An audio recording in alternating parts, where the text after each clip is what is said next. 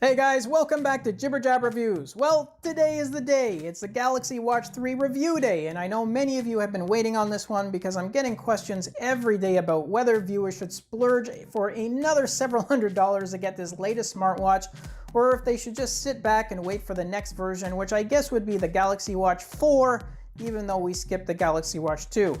And guys, I have to be honest with you, I was really struggling with how I would do this review. I must have gone back and forth about a dozen times, but in the end, I decided to do something a little different.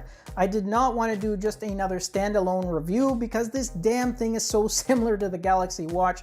So I wanted to do a bit of a comparison there, and also because it's the first new model that we've had now in a couple years with a rotating bezel, I also decided to throw in the S3 for fun, albeit more from a design perspective. So I'm calling this review the Battle of the Bezels. Now the main focus of the review will of course be on the Galaxy Watch 3 because it is the newest member of the Samsung smartwatch family, but I'll also be throwing in some shots of the S3 and the Galaxy Watch because I know many of you already have these devices and you're probably curious to see how they compare to the Galaxy Watch 3. Now I didn't include the Gear Sport in this comparison, and yes, I know it does technically have a rotating bezel, but in terms of size and design, it just really wasn't comparable to the S3 or the Galaxy Watch. Now I ended up ordering the 45mm stainless steel version in black, and I decided to go with the all black version instead of the multi-tone silver and black combo because my Galaxy Watch already is in that two-tone version and I really wanted something different this time, and to be honest, I think the all black version looks pretty awesome. Now I'm not going to go through all the specs of the watch in detail because I have made a few videos on these before, but I will quickly throw up a data sheet on it, so if you want to read through it then make sure you hit the pause button for the video. But for the purpose of this review, I'm just going to highlight parts that I think are important to help you make a purchasing decision, and of course to use for comparison to its younger brothers, the S3 and the Galaxy Watch. Alright, so let's talk a bit more about the design here, and without a doubt it is an attractive looking case. It's not as chunky as the S3, and it is definitely more sleek and streamlined compared to the Galaxy Watch. For example, just looking at where you connect your watch band, you can see the Galaxy Watch as well as the S3 are basically identical, but the Galaxy 3 has more angled and much slimmer posts, and that helps give it this sleeker and more modern appearance. And by the way, the Galaxy 3 uses the same pin size as both the S3 as well as the Galaxy Watch, which means those 22mm bands are going to be interchangeable for all three models. Okay, the next design piece that I want to mention are the back and the home buttons. And again, the Galaxy Watch as well as my S3 here have the same style buttons. However, keep in mind that the S3 Classic model did come with protruding buttons that are similar to the Galaxy 3, although the version I have here for this video does have those flat style buttons. Now personally, I'm not a fan of the Galaxy 3 buttons, and only because anytime you have something sticking out from the case, that just increases the risk of either something getting caught on them or having them get scratched. Plus, like I said, it has such a nice sleek design to it already that I think having these chunky buttons kind of takes away from that design, although some of you may say that you like the contrasting look as well. Anyways, in terms of functionality, they perform the same as the flat buttons, and they give a bit of a click sound as well when you press on them. I also want to mention one cool detail about those buttons, and that's an inscription on the back button, which is the one in the top position. It doesn't really show well in the video here, and even to the naked eye it's not easy to see, but Samsung has included the words Galaxy Watch along the edge of the button. Anyways, I thought it was a very simple but nice detail to have included, and it's almost like an Easter egg because it's not obvious, and I only stumbled across it because I've gone over every inch of the device. Alright, the last design piece I wanted to mention is something everyone seems to love, and that's the rotating mechanical bezel. And here's where you can really see the evolution in the designs. The S3 has a very flat and chunky bezel with large index markers, and then you got those wider spaces for the teeth of the bezel. The Galaxy Watch has a slightly angled bezel with smaller index markers and teeth, and then the new Galaxy 3 returns to a flatter style bezel but with a much thinner and narrower ring. And you can see that the inner minute index markers are also different because there are now more of them. And again, even in terms of functionality, the bezel performs the same here. The only difference is that I would say is that there's more of an obvious click feeling when you turn the bezel. Now this may be because it's brand new and perhaps that feeling will reduce over time, but it's a very different feeling from the S3 and it's not as pronounced as the rotating click on the Galaxy Watch either. Okay, now let's talk about the display for a minute. I'm going to be showing you watch faces from a couple of my favorite designers here, that being Burgeon, Persona, and Urarity. And I also chose these designers because they have very different styles in their watch faces, so I thought it would be good to show you guys how they all look on the Galaxy Watch 3, and they all look fantastic. Alright, so jumping back to the display, Samsung did a great job here with the design because the case of the Galaxy 3 is actually smaller by 1mm from the S3 as well as the Galaxy Watch, but the actual display is larger. It's 1.4 inches on the Galaxy 3, while it's 1.3 inches on the S3 and the Galaxy Watch. And true, that's not a huge difference overall, but shaving a millimeter here and there just helps giving this that sleeker appearance. Anyways, the colors and the details all look great, everything is clean and crisp, and with that thinner bezel, those watch faces are really stretched right to the edges, so the watch appears even bigger than the physical dimensions show. Alright guys, let's talk a bit about the software side now. On the Galaxy 3, you're getting the latest Tizen operating system, which is the 5501.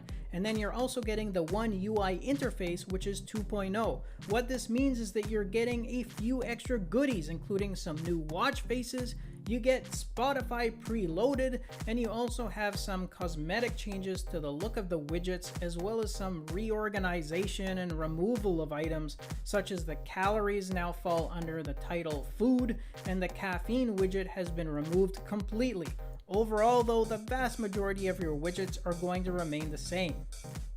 Okay guys, some other points I quickly want to mention. The Galaxy 3 does come with an internal speaker and mic, which means you're going to be able to make calls directly from your wrist as well as listen to music from it if you choose to do so, although it also pairs really easily with Bluetooth headsets, which is really your best option for using audio related features.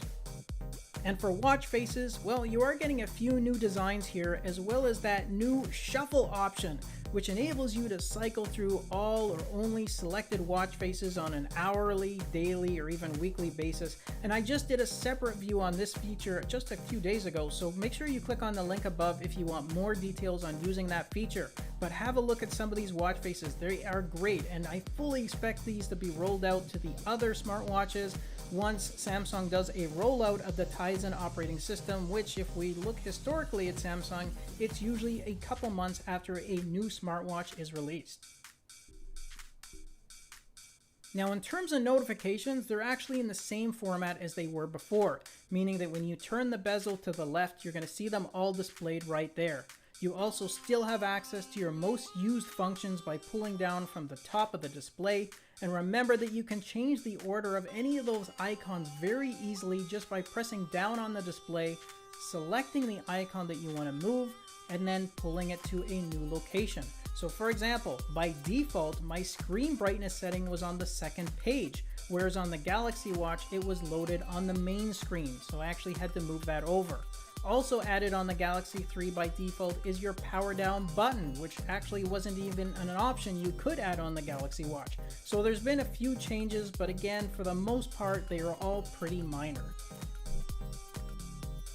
Alright guys, I don't think we can do a review without at least talking about the battery, because everyone wants to know how long this thing is going to last without having to recharge. And I'm actually going to do a separate video on this topic, so I'm not going to go into all the details here, but I can tell you that it is not getting the same life as the Galaxy Watch, which is to be expected given that you have a 472 milliamp battery on the 46mm Galaxy Watch, and you get a 340 milliamp size battery for this 45mm Galaxy 3.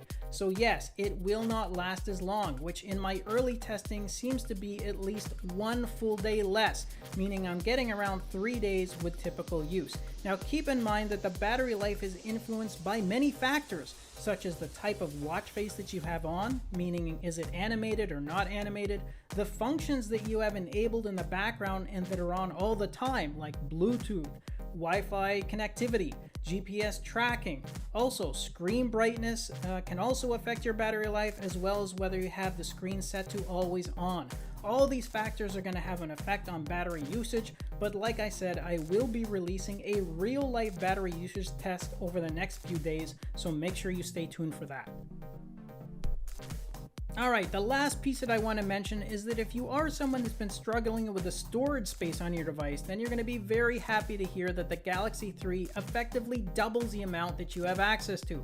Instead of the standard 4 GB, which has been present on all previous models, you now get a much needed boost to 8 GB, which makes sense given that there's now a lot more watch faces available than there were several years ago. And by preloading the Spotify app on the device and having the ability to download music to your watch, Samsung really needed to pick up its game here, especially since the Apple 5 series smartwatch comes with a whopping 32 GB of storage space. So the 8 GB is nothing really to brag about, but at least it's one perk that the Galaxy 3 has, and it's long overdue in terms of an upgrade. Okay guys, that's my review of the Galaxy Watch 3 along with some comparisons to the S3 and the Galaxy Watch. So what do you guys think? Is this still the right purchase price for you? I mean, the differences are really quite minimal here considering the chipset is the same, so you're not getting any performance boost there.